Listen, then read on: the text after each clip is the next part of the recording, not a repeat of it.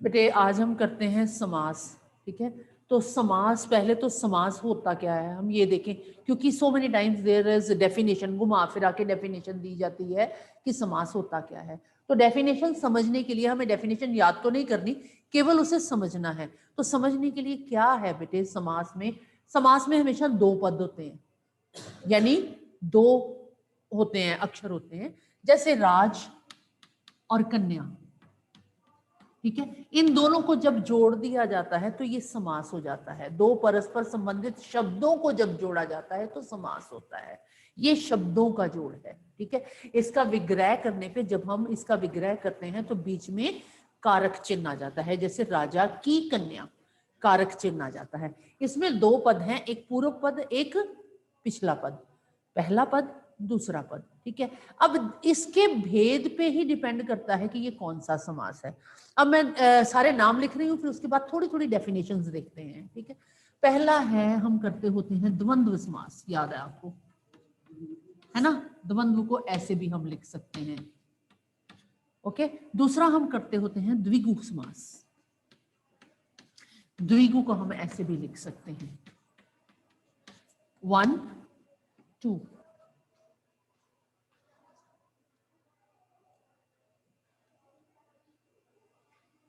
ठीक है बच्चे, ये दो समास हो गए। हाँ, उसके बाद हम पेयर करते होते हैं। दूसरा पेयर हम करते हैं नंबर 3, नंबर 4, कर्मधारय समास और बहुव्रीहि समास। ओके, और लास्ट में जो मैं दो समास उठाती होती हूँ, पांचवा तत्पुरुष समास और छठवां अव्ययी समास, अव्ययी भाव समास। ठीक है, अब यहां देखिए, इधर देखिए, जब हम समास करते हैं, जैसे मैंने आपको कहा कि डेफिनेशंस को हमें आइडेंटिफाई करना है, तो द्वंद्व समास में दोनों पद इक्वल इंपॉर्टेंस लिए हुए होते हैं, जैसे माता और पिता, बीच में और यहां होता है। ठीक है, माता और पिता दोनों ही, ये डेफिनेशन में मेन याद रखने वाली बात क्या है, दोनों पद समान इंपॉर्टेंस रखते हैं, समान महत्व रखते हैं। ठीक है, अब द्विगु में पहला पद गिनती वाला होता है, जैसे इसमें आएगा त्रिफला। ये जो पहला पद है ना बेटे, ये काउंटिंग वाला होता है, गिनती वाला होता है। यानी अब डेफिनेशन में पूछा जाए बाय चांस अगर आ जाए ऑप्शंस में कि जिसका पहला पद गिनती वाला हो, संख्या वाला हो, उस पद को डैश पद कहते हैं, तो आप आराम से लिख सकते हैं उस पद को हम द्विगु कहते हैं। द्विगु का मीनिंग ही है दो।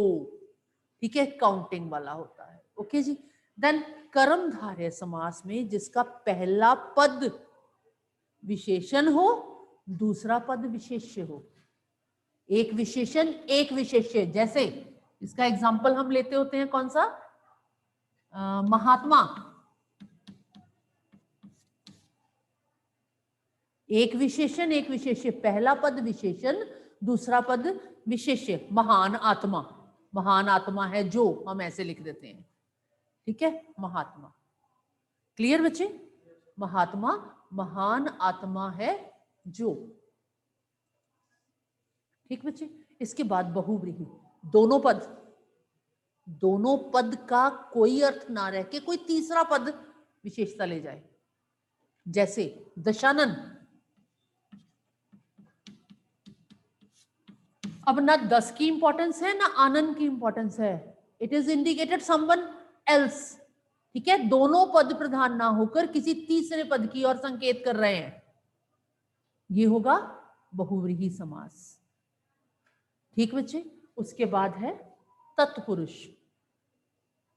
तत्पुरुष समास में कारक का चिन्ह आता है, इसका विग्रह जब करते हैं तो बीच में कारक का चिन्ह आता है, जैसे राजकन्या, जेब खर्च, जेब के लिए खर्च।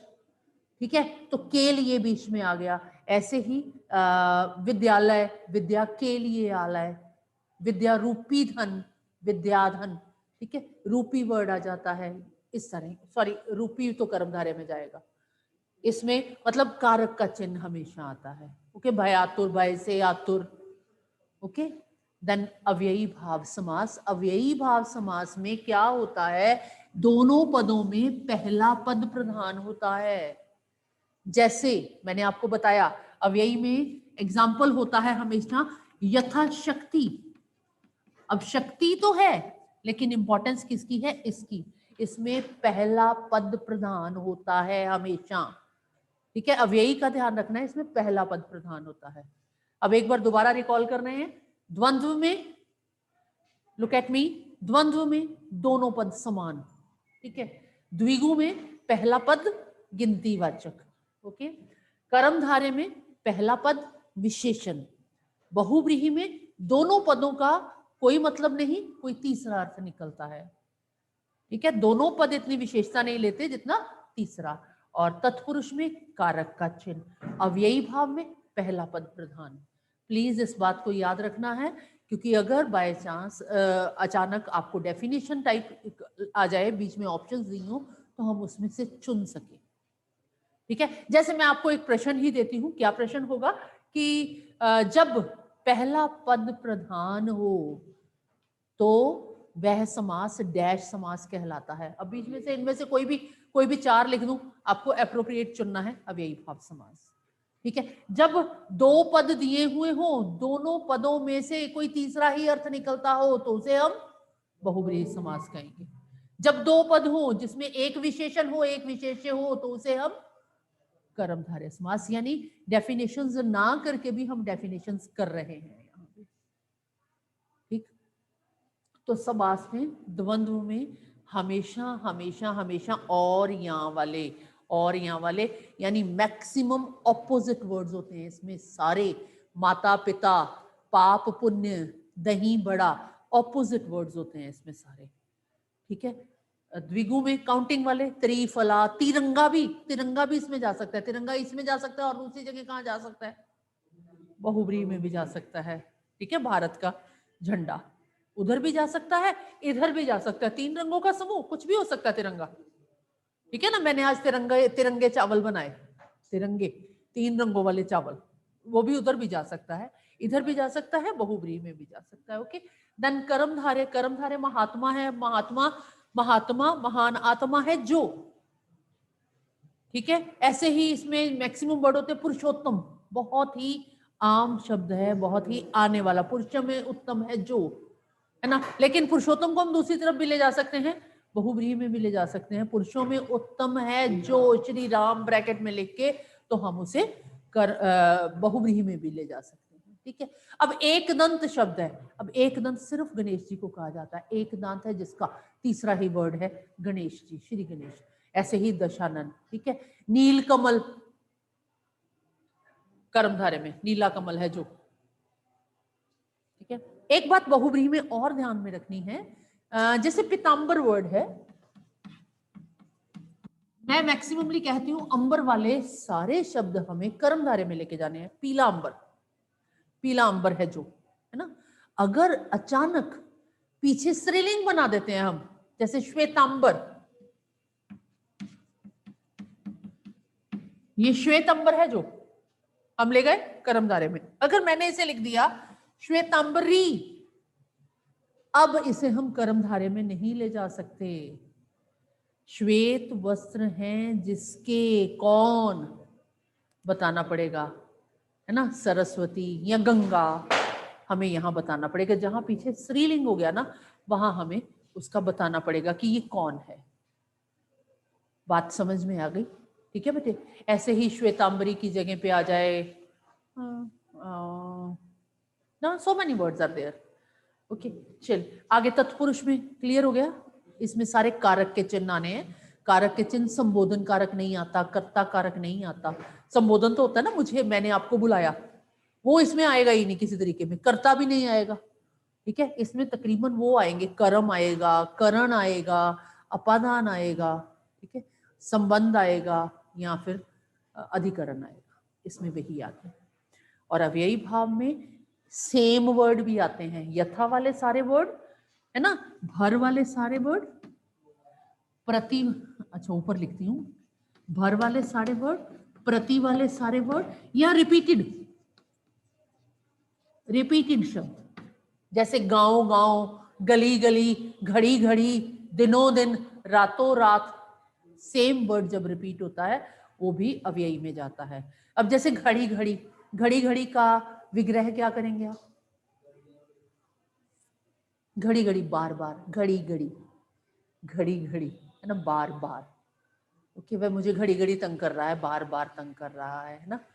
क्षण क्षण, क्षण क्षण, हर क्षण के बाद क्षण क्षण, ऐसे ही रातों रात, रात ही रात में, दिनों दिन, दिन दिन प्रतिदिन, यानी हाँ। और एक इसमें अव्ययी में आ वाले शब्द भी आने हैं सारे बेटे। आ इज पॉजिटिव, आ हमेशा सकारात्मक है, सकारात्मक। आ सेतु, सेतु मीन्स पुल, हमें मीनिंग नहीं भी आता, सेतु तक, सेतु तक, ठीक है। आ मरण, मरने तक। आ जन्म, जन्म से लेकर, जन्म तक थोड़ा होगा, जन्म से लेकर, इस तरह के शब्द आते हैं। दिस इज अबाउट समास। समास में हमें दो प्रकार से समास आता है, या तो आता है समस्त पद बनाओ और भेद बताओ, या फिर समस्त पद का विग्रह करो और भेद बताओ, ठीक है। या फिर इस तरह का जैसे मैंने डेफिनेशन करवाई, थोड़ा सा डेफिनेशन का भी आ सकता है, क्योंकि उन्होंने आपका आईक्यू चेक करना है, कितना आप गहराई में गए, हमें वो देखना है। तो ये इतना ही है। मेरा ख्याल समास क्लियर है। कोई मुश्किल आए तो you can ask me any time, किसी समय भी आप मुझसे पूछ सकते हैं, ठीक है। समास के ये भेद थे। अब इसके बाद मेरा ख्याल हम चलते हैं एक बार संदेश की तरफ। संदेश करेंगे।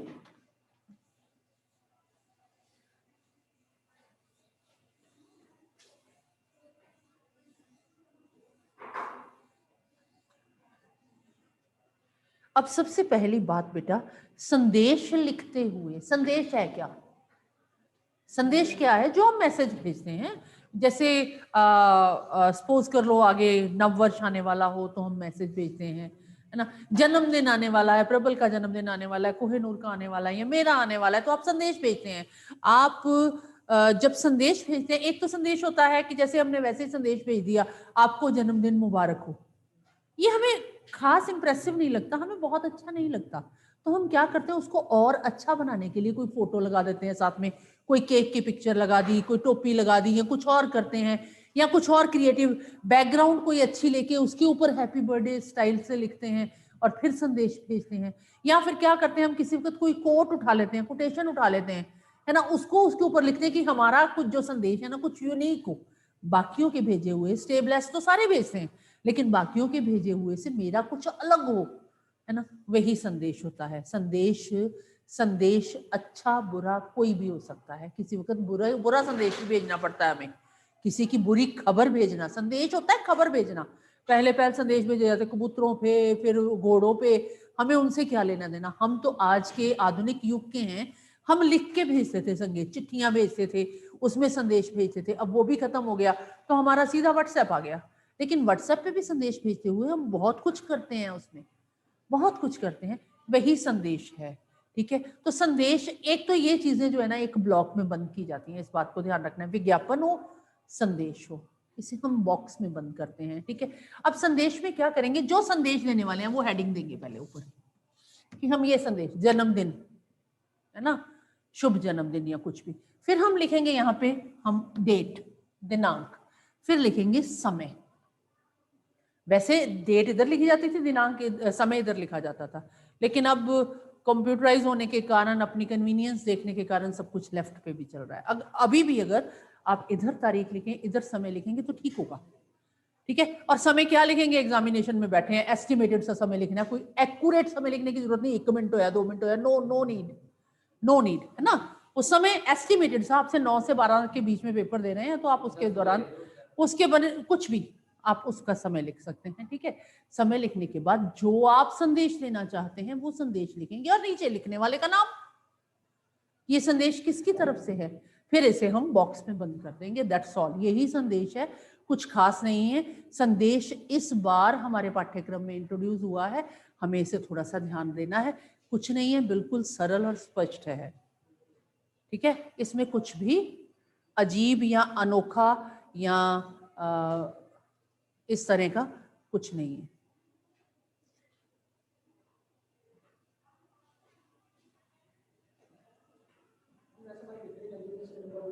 हाँ जी बेटे।